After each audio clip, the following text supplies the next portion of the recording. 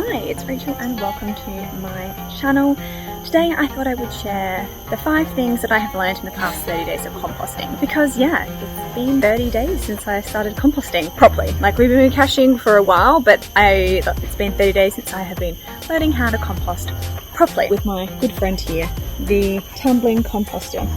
So I thought I'd walk you through the top 5 things that, I learned in these 30 days. I guess we'll start with something as simple as it was a lot easier than I thought. I really wasn't expecting this to be such an easy process, and I thought it'd be a little bit more scientific, and I thought I'd have to get a little bit dirtier than I wanted to, but it really wasn't. I mean, things like Mr. Bokashi here ended up being super easy to use, just like my tumbling composter. So using both of them was actually an absolute godsend for me. I did think that in this time I would have some fertilizer by now. I'm happy to give you a big look now and you will see that that is not the case. Let's have a squiz. You can see,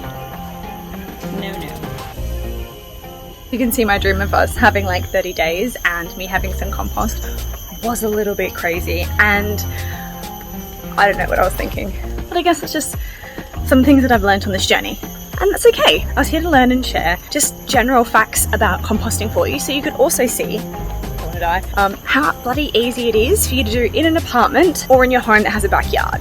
So I hope that's exactly what I've been able to show over the past 30 days. But let's get into the 5 things that I have learned over 30 days of composting. Number 1, there are 3 ways to compost: aerobic, anaerobic, and vermicomposting. Aerobic means you're gonna need air and movement to get it to compost faster. That's where your awesome tumbling composter comes into play, because with that bad boy, you can quite easily move and turn without much mess or fuss. With aerobic, you're gonna want to have a lot of green matter, as this contains lots of nitrogen, such as grass clippings. As the bacteria break down the high nitrogen content scraps, the temperature of the compost will get higher, and this speeds up the process. You need to make sure this is moist. The smell from aerobic composting, if you don't keep it moist, can be a little bit more potent. Anaerobic, obviously, aerobic, anaerobic, it's generally the opposite of each other. Anaerobic composting takes little to no effort at all. You chuck it into a bin, you close it up, and you do nothing, basically because you don't want air. So if you thought aerobic composting was bad on the nose, anaerobic composting can be even nastier because there's no air in there to kind of dilute the scent or the stench.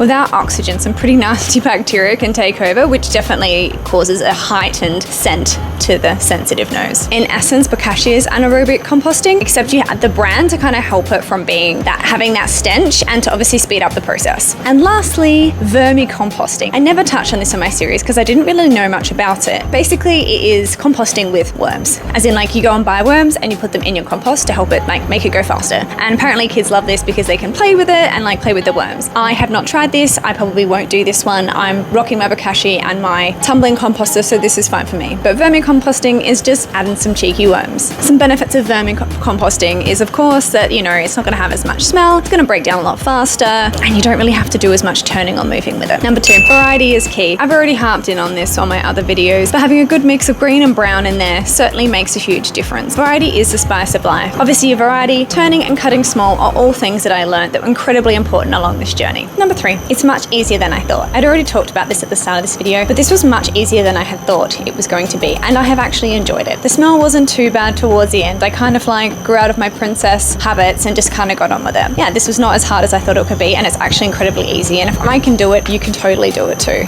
Super, super simple. It also really doesn't take very much time, which brings me to number 4. Composting can be time consuming. So I'm kind of going to counter on what I had just talked about, how it was super easy. It is super easy and it isn't really time consuming, but if you do want to have great results, it is going to take up some of your time. To give you an example of how much time I spend on my compost, I spend 3 to 5 minutes a day putting bran on my Bokashi and going out the back and turning my tumbling composter. I do enjoy turning the tumbler, and my husband has told me that I might be tumbling it too much. And no, I don't think that's true. I really enjoy it. But on weekends, I probably spend 15 minutes emptying my Bokashi into the tumbling composter. So I guess on average, 7 times 3 is 21 plus 15 on the weekend. Okay, so it takes me just over half an hour every week to tend to my compost. That's really nothing. Yes, it is a little bit time consuming. Realistically, it's not that much, really. But again, if you do not have 3 minutes a day to tend to your Bokashi and your compost, then you might need to think of more simpler options for you, like the dump and leave. And number 5, it's fun. I've actually genuinely enjoyed doing this and watching the compost decompose. I'll be honest, I was incredibly surprised when I don't have fertilizer now.